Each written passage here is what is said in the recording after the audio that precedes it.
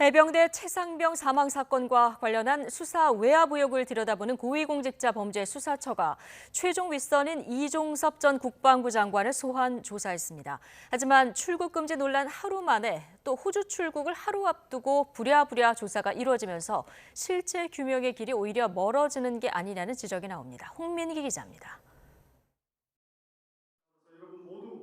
최상병 사망 사건 수사 외압 의혹의 최종 윗선인 이종섭 전 국방부 장관이 고위공직자 범죄수사처에 전격 소환됐습니다. 이 전 장관은 오전 일찍 비공개로 출석해 조사받은 것으로 파악됐습니다. 공수처는 이 전 장관을 상대로 최상병 사망 사건 수사 보고서가 경찰에 이첩됐다가 국방부로 회수되는 과정 전반에 걸쳐 어떤 역할을 했는지 추궁한 것으로 전해졌습니다. 앞서 국방부는 최상병 사망 사건과 관련한 해병대 수사단의 보고를 받은 뒤 일부 간부들에게 업무상 과실치사 혐의를 적용하지 말라는 문건을 조사본부에 내려보내기도 했습니다.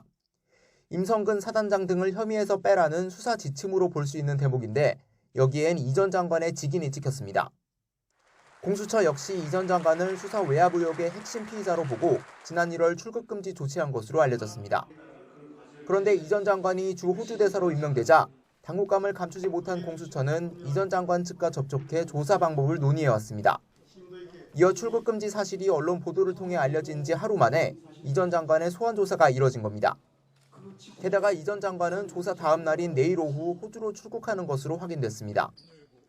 핵심 피의자를 해외 사절로 임명해 수사를 회피하려는 게 아니냐 논란이 불거진 상태에서 호주 출국 전 황급히 논란을 매듭지으려 했다는 지적이 나오는 대목입니다. 이 전 장관은 조사에서 혐의를 대체로 부인한 것으로 알려졌는데 공수처는 이 전 장관이 앞으로 적극적으로 협조하기로 했다고 밝혔습니다. 그러나 유지은 법무관리관 등 핵심 실무자들에 대한 조사도 충분히 이루어지지 않은 상태에서 윗선에 대한 조사가 부랴부랴 이뤄진 만큼 수사 외압 의혹의 실체를 밝히는 길이 또다시 표류할 수 있다는 우려가 커지고 있습니다. YTN 홍민기입니다.